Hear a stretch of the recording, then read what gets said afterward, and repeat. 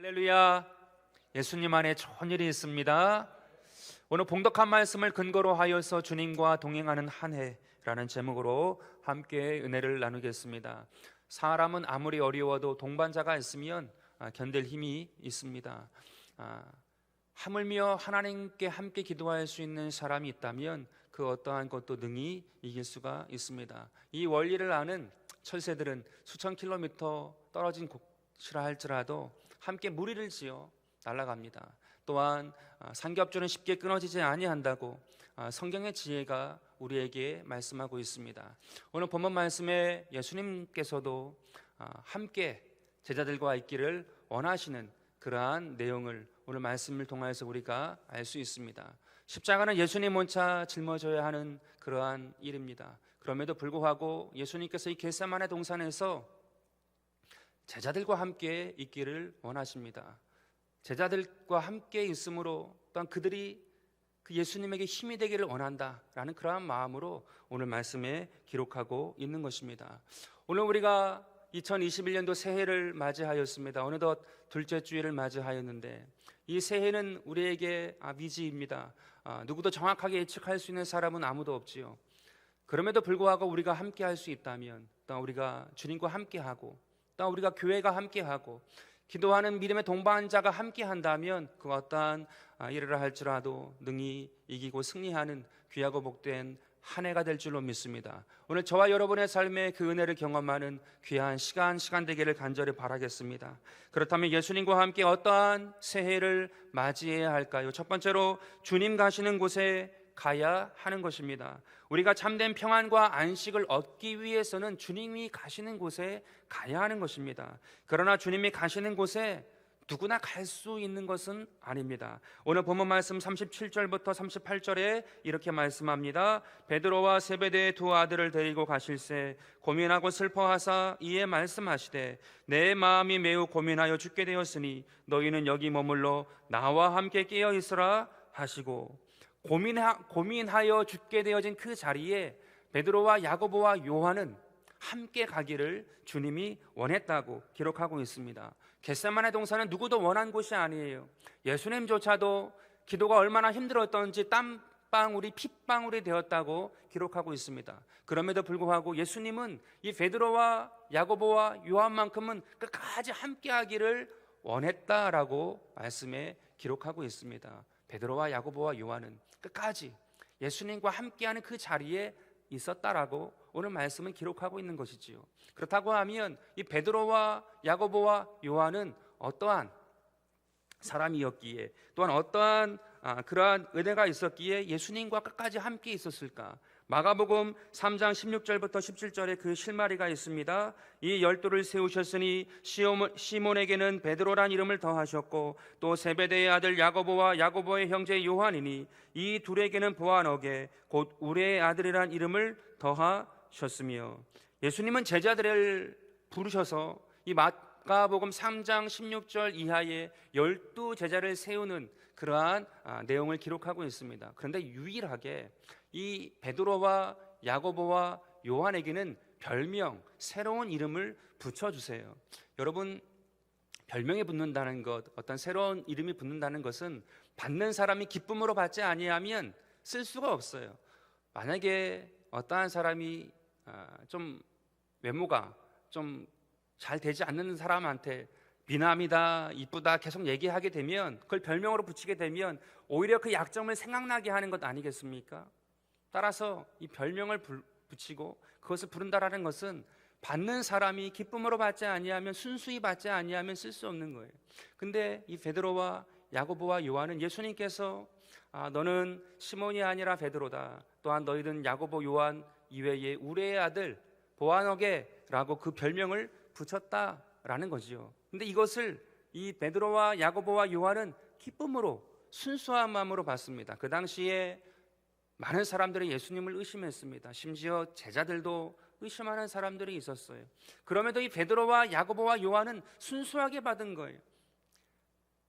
베드로다라고 별명을 부르시고 보아너게 우레의 아들이라고 부르는 그 별명에 그 어떠한 생각도 더 붙이지 아니하고 그걸 기쁜 마음으로 순수한 마음으로 받아들이는 사람이었다는 거죠. 그렇기 때문에 예수님도 그들에게 별명을 붙이고 그렇게 친근하게 다가가시고 함께 했음을 말씀하고 있는 것입니다. 여러분, 베드로와 야고보는 굉장히 순수한 사람으로 예수님을 그렇게 만났고 예수님께 나아갔던 사람이에요. 그러므로 말미암아 마지막 자리까지 예수님께서 이 베드로와 야고보와 요한을 끝까지 함께 하기를 원했던 사람으로 주님께서 원하셨다라고 오늘 말씀을 통하여 기록하고 있습니다. 이 베드로와 야고보와 요한은 겟세마네 동산뿐만이 아니라 또한 변화산에서도 함께 하였고, 야이로의 딸, 회당장의 딸이었던 이 야이로의 딸도 죽는 그 현장에서 살리는 그 자리에 이 세 명 베드로와 야고보와 요한은 함께 하였음을 기록하고 있어요. 어떻게 그렇게 할 수 있었습니까? 예수님을 그냥 순수하게 받아들였어요. 순박하게 받아들였어요. 그냥 예수님이 하시는, 예수님 말씀하시는, 예수님이 인도하시는 그것에 대하여 순종하며 순수하게 따라갔을 때에 주님은 끝까지 베드로와 야고보와 요한과 함께 하셨다고 오늘 말씀에 기록하고 있습니다. 시편 18편 30절에 이렇게 말씀합니다. 하나님의 도는 완전하고 야훼의 말씀은 순수하니 그는 자기에게 피하는 모든 자의 방패의 시로다. 야훼의 말씀은 순수하시대요. 그래서 그렇게 우리를 인도하기 원하십니다. 또한 시편 119편 140절에 이렇게 말씀하십니다. 주의 말씀이 순수함으로 주의 종이 이를 사랑하나이다. 주의 말씀이 순수하기에 베드로와 야고보와 요한같이 순수한 마음으로 주님을 바라는 자에게 주님이 함께 하시고 인도하신다고 오늘 우리에게 말씀하고 있는 것입니다. 오늘 저와 여러분의 삶에도 동일한 거죠. 우리의 생각이 있고 우리의 경험된 것이 있고 또한 작년에 내 삶에 쉽지 않았던 것들이 많았다라고 하면 과연 올해에 어떻게 내가 살아갈 수 있을까? 많은 의심이 또한 많은 생각이 들 수 있지 않겠습니까? 그럼에도 불구하고 순수하게 주의 말씀을 붙잡는 거예요. 주님께서 함께 하시고 주님께서 인도하시고 푸른 초장과 실만한 물가로 인도하시고 젖과 꿀이 흐르는 가나안 땅으로 우리를 인도하신다라는 것을 순수히 믿고 나아갈 때에 하나님께서 반드시 그에 걸맞는 은혜로 함께 하시고 축복하여 주실 줄로 믿습니다. 오순절 성령 체험 이후에 이 세 사람 베드로와 야고보와 요한은 초대교회에 아주 큰 기둥이 됩니다. 먼저 이 야고보는 스데반 집사와 함께 순교의 피를 흘리게 되어지죠. 여러분, 순교의 피가 있었기에 초대교회의 성령의 놀라운 역사가 더 강력하게 임한 것입니다. 왜냐하면 성령은 보혈이 있지 아니하면 예수 그리스도의 그 은혜가 있지 아니하면 임하지 않거든요. 근데 이 야고보와 스데반의 그 피로 말미암아 초대교회가 든든히 쓸 수 있는, 그리스도의 반석 위에 성령의 임재하심으로 설 수 있는 기초가 되었습니다. 그리고 베드로와 요한을 통하여서 사도행전 3장의 첫 번째 기적이 일어나지 않습니까? 미문에 앉아있던 안진뱅이가 벌떡 일어나요. 그래서 하나님을 찬양하고 찬미해요. 놀라운 기적과 이설을 베풀었어요. 베드로를 통하여서 3,000명, 5,000명을 전도하게 되고 수많은 기적을 기록하게 됩니다. 그리고는 베드로 전서와 후서를 기록하게 되어지죠. 사도행전을 보면 요한의 기록은 많이 나오지 않습니다. 그의 행적이. 그것을 이렇게 많이 예상을 합니다. 예수님이 십자가에서 죽으실 때에 그 육신의 어머니였던 마리아를 이 요한에게 맡기지 않습니까? 그래서 요한이 그 어머니 마리아를 공경하는 거에 최선을 다했다라고 많이들 그렇게 예상을 합니다. 그러나 그것으로 끝나지 않았어요. 그럼 요한복음을 기록하고 요한 1, 2, 3서를 기록하고 요한 계시록을 기록하여서 그 초대교회에 든든히 쓸 수 있도록, 하나님의 말씀으로 든든히 쓸 수 있도록 그 사명을 감당해. 어떻게 그렇게 할 수 있었습니까? 이 베드로와 야고보와 요한은 그냥 어부였어요. 어떤 특별한 능력을, 재능을 가지고 있는 사람들이 아닙니다. 그런데 순수한 마음, 그냥 주님을 쫓고 주님이 말씀하신 그대로 이루어질 것을 믿고 그 주님을 향하여 나아갔을 때에 주의 성령께서 함께하자 그 놀라운 역사를 감당하고 하나님께 영광을 돌리는 귀한 백성이 되었던 것을 알 수가 있습니다. 오늘 저와 여러분의 삶에도 우리의 마음에 주님을 바라고 의지하여서 그 주님을 쫓아 나아갈 때에 하나님께서 그 마음에 함께 하시고 성령으로 채워주실 줄로 믿습니다. 중세시대에 덕망 있는 수도원에서 수도사들을 뽑게 되었다고 합니다. 그래서 많은 사람들이 덕망 있는 수도원에서 함께 그 사역을 감당하고자 기쁜 마음으로 하고자 수도사들이 많이 지원을 했대요. 근데 단 한 명만 뽑는 그러한 때였답니다. 그래서 그것을 이제 수도사들이 많이 모였으니까 한 면접하시는 수도사가 나와가지고 그 수도사들 앞에다가 큰 항아리를 하나씩 놓았답니다. 그리고는 그 면접하는 그 수도사가 하는 말이 이 밑깨진 항아리에 물을 채워 주십시오 라고 얘기를 하더래요. 그리고는 저기 웅덩이가 있으니까 거기 가서 물을 퍼다가 이 항아리에 채우라라고 이렇게 얘기를 해줬답니다. 그래서 이제 그 면접관이 쳐다보고 있고 이제 수도사들이 자기가 이제 뜰 수 있는 뭐 바가지라든지 여러 가지 도구를 가지고 이제 웅덩이에서 물을 퍼다가 항아리에다 부은 거예요. 근데 밑깨진 독이거든요. 밑깨진 항아리에 물이 담겨지지 않죠. 사람들이 계속 수고함에도 불구하고 담아지지 않으니까 얼마나 마음이 그러겠습니까? 근데 그 면접관이 같이 있다가 쑥 사라지더래요. 그러니까 계속해서 수도사들이 하다가 면접관이 보이지 않으니까 어떤 사람은 이제 집에 돌아가기도 하고 그 항아리에 그냥 있기도 하고 그러다라는 거죠. 근데 어떤 한 사람은 계속해서 그냥 웅덩이에 가서 물 뜨고 다시 항아리에다 붓고 그렇게 하고 해가 뉘엿뉘엿지게 되었는데 그 웅덩이에 조그만 상자가 보이더랍니다. 그래서 그 상자를 가져와서 열어보니까 거기에 한 문서가 있다라는 거죠. 순종이라는 그러한 글귀가 씌워져 있는 종이가 거기에 있었다고 하고 그 수도사가 거기에 이제 수도사로 채용되게 됐다라는 그러한 이야기가 있어요. 여러분 참 간단한 내용이지만 의미가 있지 않습니까? 우리가 목표하는 바가 있어요. 우리가 막 추진하는 바가 있어요. 근데 하나님께서 우리를 인도하실 때에 하나님께서 우리의 삶을 걸음걸음을 함께 하실 때에 그 웅덩이에 답이 있을는지 누가 알았겠습니까? 근데 우리는 그렇게 생각하지 않죠. 그래서 우리의 생각이 들어가고 우리의 계획이 들어가고 우리의 방법들이 많이 들어갑니다. 그러나 하나님은 그 말에 순수하게 의지하고 하나님께서 이루실 것을 믿고 하나님께서 함께 하실 것을 바라고 나아가는 사람을 통하여서 하나님의 뜻을 이룬다라는 것을 우리에게 말씀하고 있는 것입니다. 여러분 우리가 하나님을 섬기고 이웃을 행복하게 하는 교회가 되기를 소망하고 있어요. 또한 하나님께 함께 7,000명의 예배자로 예배드리기를 원하고 있어요. 또한 우리가 사람을 살리고 사람을 세우고 사람을 준비하는 데에 함께 나아가길 원하고 있어요. 순수하게 받아들이는 거예요. 그게 언제 될지 그게 어떻게 될지 의문이 들고 그러한 것이 아니고 하나님께서 우리의 삶에 반드시 함께 하겠다 하신 그 말씀을 믿고 의지하여 나아가면 하나님께서 반드시 그 모든 것에 함께 하겠다라는 것을 순수하게 믿고 나아가는 것입니다. 그러면 올 한 해에도 하나님께서 함께 하시는 거죠. 가정에도 마찬가지고 사업에도 마찬가지고 범사에도 마찬가지로 하나님께서 함께 하시는 것을 믿고 승리하여 나아가는 저와 여러분 되길 주 예수 이름으로 축원드립니다. 두 번째로 새해에 어떠한 자세로 나아가야 할 것인가? 아버지의 원대로 되기를 구하는 것이 우리에게 있어야 됩니다. 신앙이란 나보다 나를 더 잘 아는 하나님을 믿고 따르는 것입니다. 이 하나님은 좋으신 하나님 아버지임을 믿는 거죠. 그냥 하나님을 믿는 것이 아니고 이 하나님이 좋으신 아버지인 것을 믿는 것입니다. 오늘 본문 말씀 39절에 이렇게 말씀합니다. 조금 나아가서 얼굴을 땅에 대시고 엎드려 기도하여 이르시되 내 아버지여 만일 할만하시거든 이 잔을 내게서 지나가게 하옵소서. 그러나 나의 원대로 맛이 없고 아버지의 원대로 하옵소서 하시고 기록하고 있습니다. 예수님께서 마지막까지 아버지의 뜻대로 아버지의 원대로 구할 수 있는 것은 아버지가 좋으신 아버지인 것을 분명하게 믿었기 때문에 그렇습니다. 여러분 요한복음 17장 말씀은 전체가 예수님의 기도문이에요. 요한복음 17장이 전체 예수님이 하나님께 기도드린 그 기도문인데 겟세마네 동산에 올라가기 그 전에 마지막 하나님께 드린 기도입니다. 근데 그 내용이 대제사장으로서 하나님께 기도를 드린 거예요. 즉 목회자의 마음으로 하나님께 기도를 드린 그러한 내용이 요한복음 17장 말씀에 기록되어 있습니다. 근데 1절과 2절에 보면 예수님이 좋으신 하나님에 대하여서 기록을 하고 있습니다.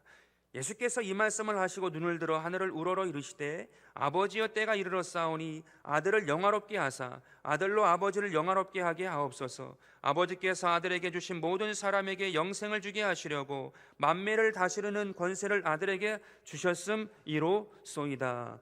여기서 두 가지 좋으신 하나님에 대하여서 말씀하고 있습니다. 첫 번째는 하나님이 모든 사람에게 영생을 주기 원하신다. 그래서 좋으신 하나님이라는 거예요. 두 번째는 아들을 영화롭게 하시는 분이시다. 그래서 좋으신 하나님이라는 거예요. 십자가를 통과해야 하고 또한 부활의 그 과정을 겪어야 하지만 그 모든 것을 통하여서 하나님께서 예수님이신 자신을 영화롭게 하실 것이다라는 것을 분명하게 믿고 나아간다라고 기록을 하고 있는 것입니다. 그러므로 예수님은 끝까지 아버지가 좋으신 하나님이심을 믿었기 때문에 그 모든 과정을 나아가고 아버지의 영광을 얻게 되었음을 오늘 우리에게 말씀하고 있는 것이죠. 오늘 저와 여러분의 삶에도 동일한 것입니다. 좋으신 하나님이세요.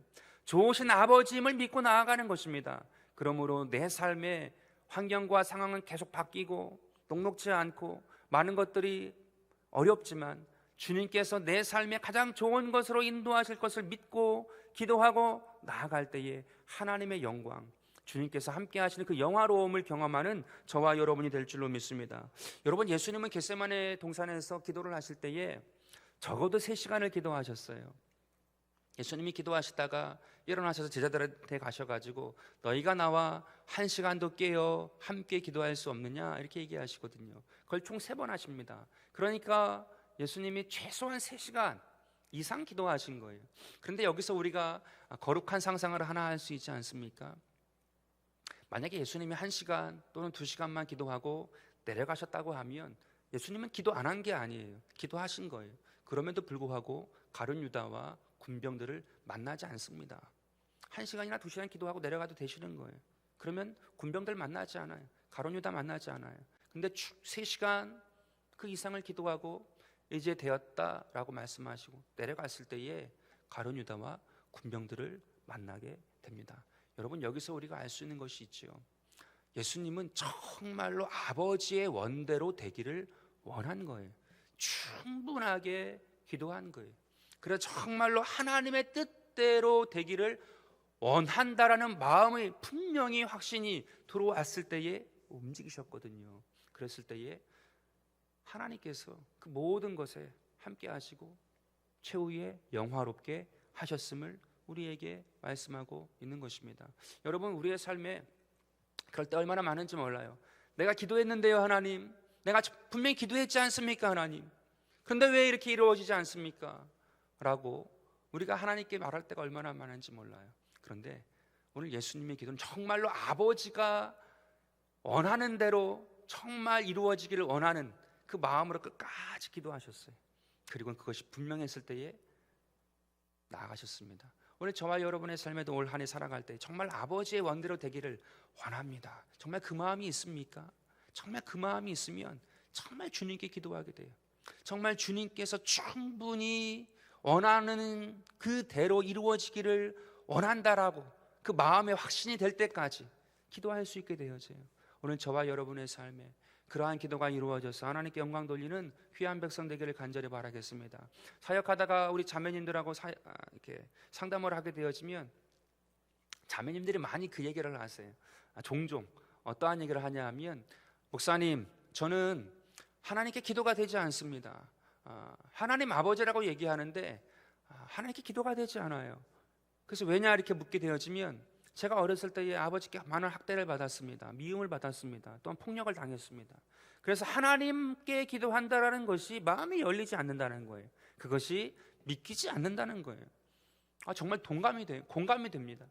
그러한 환경에서 자랐다라고 하면, 그러한 시간이 있었다고 하면 그렇겠구나라는 생각이 들어요.